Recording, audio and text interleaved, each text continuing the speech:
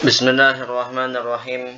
Alhamdulillahirabbil alamin. Wassalatu wassalamu ala asyrafil anbiya wal mursalin sayyidina Muhammadin wa ala alihi wa sahbihi ajma'in. Kita masih di bab tayamum. Kita masih sudah sampai di syurutut tayamum, syarat sahnya bertayamum. Ada berapa syarat sah bertayamum? Sab'atun. Ada 7. Asyartul awal ayyakuna biturabin. Syarat yang pertama harus pakai tanah.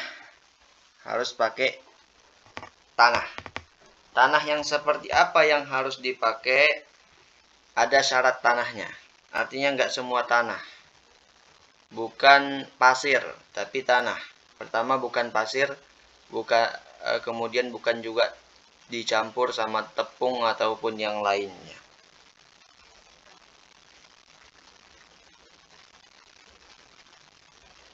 Kemudian wasyurutut turab, syarat tanahnya apa? Tanahnya pertama harus suci. Bukan tanah yang mutanajis atau bukan tanah yang najis. Pastikan tanah tempatnya dia bertayamum adalah tanah yang suci.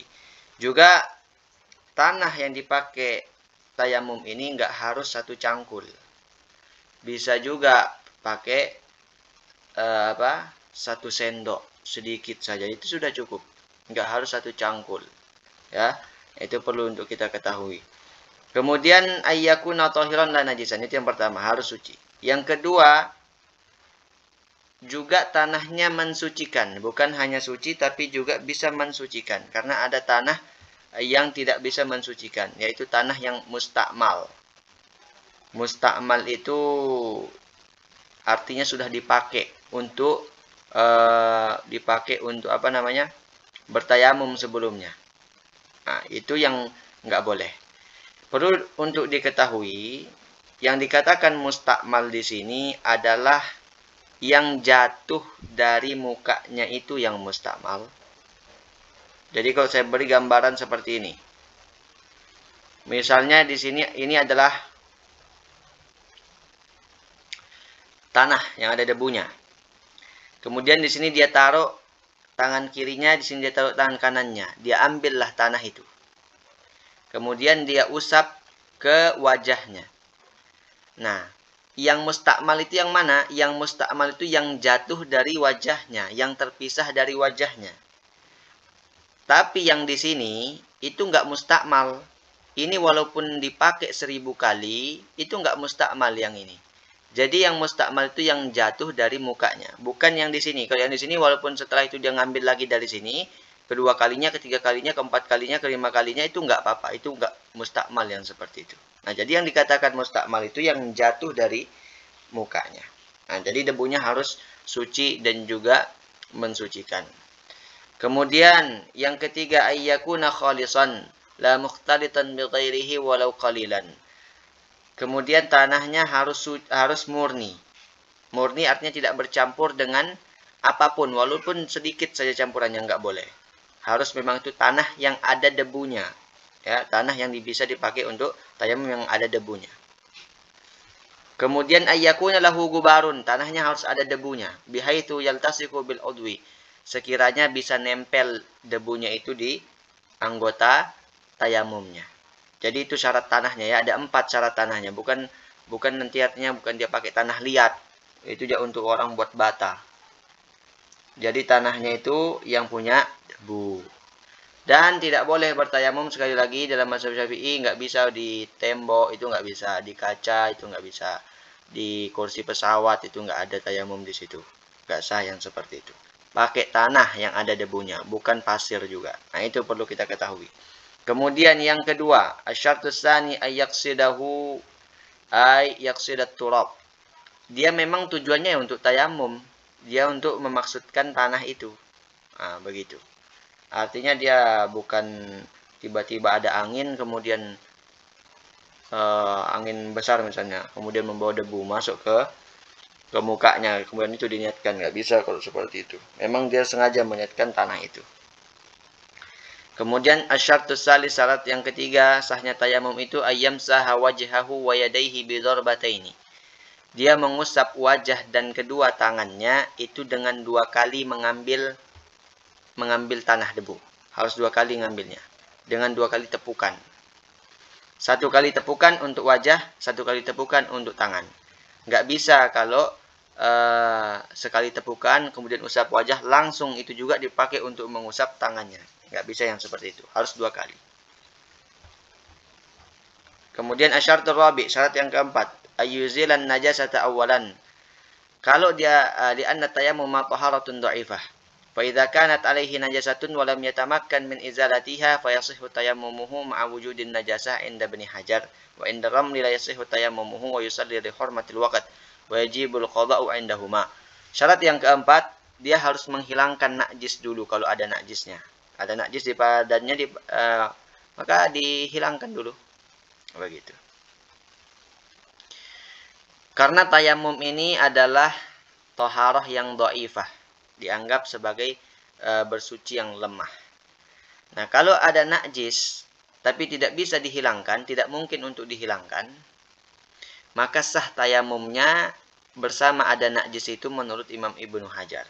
Tapi kalau menurut Imam Romli tidak sah tayamumnya, tapi harus dia tetap sholat untuk menghormati waktu, dan nanti wajib dia qadha ketika sudah menemukan keadaan yang normal. Jadi begini, perlu untuk kita ketahui, semua sholat, ini rumusnya, semua sholat yang dilakukan tanpa memenuhi syarat dan rukun sholat, dengan adanya uzur, maka sholatnya sah, tapi nanti wajib diqadha, wajib diulang. Saya ulangi, semua sholat yang dilakukan tanpa memenuhi syarat sahnya sholat, rukunnya sholat, tapi karena adanya uzur, maka sholatnya tetap sah, tapi nanti wajib diulang. Contoh seperti misalnya kecuali dalam pembahasan aurat, penutup aurat pakaian. Kalau dalam pembahasan penutup aurat, dia tidak perlu mengulang sholatnya, walaupun tidak memenuhi syarat sahnya sholat. Selain itu diulang. Misalnya seperti ini, tayamum. Misalnya nggak ada air, nggak ada tanah misalnya. Lalu dia mau sholat, gimana ini? Ya sudah, sholat. Apa nama sholatnya? Sholat untuk menghormati waktu. Sekedar sholat saja. Sah nggak sholatnya? Sah sholatnya. Tapi nanti kalau keadaannya normal, wajib dia ulang. Begitu. Atau juga misalnya, mudahan kita tetap sehat ya. Orang sakit misalnya. Sakit kemudian sudah kencingnya itu, buang kotorannya itu sudah di tempat tidurnya misalnya. Nggak bisa ngapa-ngapain misalnya. Apakah dia wajib sholat? Ya, wajib sholat. Sholatnya apa? Sholatnya untuk menghormati waktu. Tetap sholat. Sah apa enggak? Sah. Sah itu sholatnya, walaupun ada najisnya, ada kencingnya. Tapi nanti kalau sudah sehat, dalam keadaan normal, dia wajib mengulang sholatnya itu. Begitu. Yang kedua, rumusnya. Setiap sholat yang dilakukan tanpa memenuhi syarat sahnya sholat, rukunnya sholat, tanpa adanya uzur, maka sholatnya tidak sah. Sengaja dia tidak menutup aurat, sengaja tanpa ada uzur, tidak memenuhi syarat sah sholat, maka sholatnya tidak sah. Begitu. Atau misalnya sholat di atas pesawat, yang tidak memungkinkan untuk dia ruku sujud secara sempurna, sholat fardu. Nah, sholatnya itu bagaimana? Sah. Semua sholat yang dilakukan tanpa memenuhi syarat dan rukunnya sholat, dengan adanya uzur, sholatnya sah. Sholatnya sah yang di pesawat. Cuma nanti, waktu keadaan normal harus diulang. Nah itu ya, itu perlu kita tahu yang seperti itu. Kemudian, itu tadi syarat yang keempat, yaitu kalau ada najisnya, dihilangkan dulu najisnya. sebelum dia bertayamum, ya. Kemudian asyartul khamis, syarat yang kelima, ayyajtahida fil qiblah qablahu inda bani hajarin wa la yushtaratu dzalika inda ramli. Sebelum dia bertayamum, dia harus mengetahui dulu, berusaha berijtihad arah kiblatnya ini di mana untuk mau sholat. Nah, itu menurut Imam Ibnu Hajar. Tapi menurut Imam Ramli nggak perlu seperti itu. Kalau ya, kemudian asyartus sadis, syarat yang keenam, ayyakuna tayammumu ba'da dukhulil waqti li anna tayammuma taharatun darurah wa la darurata qabla dukhulil waqti. Syarat yang keenam, tayamumnya itu dilakukan setelah masuk waktu. Misalnya mau sholat zuhur, nggak boleh tayamum sebelum masuk waktu zuhur. Dia harus tayamum setelah masuk waktu zuhur atau setelah mendengar azan misalnya. Nah, baru dia bertayamum. Karena tayamum itu adalah darurat. Sedangkan tidak ada kedaruratan sebelum masuknya waktu. Begitu. Jadi 6 ya syaratnya ya. Bukan 7, 6. 6. Itu tadi ya syarat syarat sahnya tayamum ada 6 tadi. Kemudian sekarang di sini ada sedikit masalah. Mas'alatun. Hunaka suratun wahidatun yasihu fiha tayammum qabla dukhulil waqti. Fama hiya? Katanya di sini begini. Kita kan sudah bahas sebelumnya bahwa tayamum itu tidak sah kecuali sudah masuk waktu baru dia boleh bertayamum. Tapi katanya di sini ada satu keadaan yang mana tayamumnya itu sebelum masuk waktu dilakukan tapi sah. Bagaimana gambarannya? Idza tayammama liqada'i fa'itatin maktubatin fi waqti ad-duha qabla dukhuli waqti salati adh-dhuhri wa lam yusalli al-fa'itata hatta dakhala waqtu salati adh-dhuhri. Fa huna yajuzu lahu ay yusalli adh-dhuhra bit-tayammum alladhi kana qabla dukhulil waqti. Ceritanya begini. Ada orang bertayamum, dia bertayamum di waktu duha. Misalnya jam 9.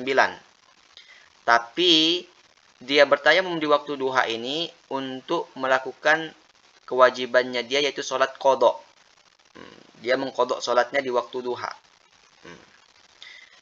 Belum masuk waktu zuhur. Tapi ternyata dia nggak jadi sholat qadhanya di waktu duha sampai masuk waktu zuhur. Nah, maka di saat seperti itu boleh dia sholat zuhur dengan tayamum yang dia lakukan sebelum masuk waktu tadi, yang tadi tujuannya adalah untuk mengqadha sholatnya di waktu duha itu. Nah, begitu. 7 ya, betul, sudah 7. Ini saya. Tidak kelihatan tadi, 7 syaratnya, bukan 6. Asyartus sabi, syarat yang ke-7, ayyatayammam malikul li fardin. Dia bertayamum untuk satu kali sholat. Dia bertayamum satu kali tayamum untuk satu sholat fardu. Begitu ya. Tayamum satu kali tayamum untuk satu sholat fardu. Nggak bisa misalnya tayamum zuhur untuk zuhur. Nggak bisa untuk asar. Nanti asar tayamum lagi. Begitu. Fala yajuzu ayyajma'a baina fardain aini bi tayammumin wahidin. Maka nggak boleh dia mengumpulkan dua fardu dengan satu tayamum. Wa yajuzu lahu ayyajma'a bainal fardil aini wal fardil kifai. Tapi boleh kalau mengumpulkan antara fardu ain dengan fardu kifayah. Misalnya dia sholat zuhur misalnya, pakai tayamum. Setelah sholat zuhur, ada orang jenazah misalnya, sholat jenazah, kan fardu kifayah. Maka boleh langsung dia sholat jenazah dengan menggunakan tayamum yang tadi dia pakai untuk sholat zuhur itu. Nah, itu sah. Kalau fardu ain dengan fardu kifayah sah. Wa bainan nawafili wal furudil kifaiyah. Boleh juga mengumpulkan sholat sunnah dengan fardu kifayah. Boleh. Wa khutbatul jum'ah kal fardil aini inda bani hajarin khilafan ramli kama sayati. Sedangkan khutbah Jumat itu hukumnya sama kayak fardu ain. Artinya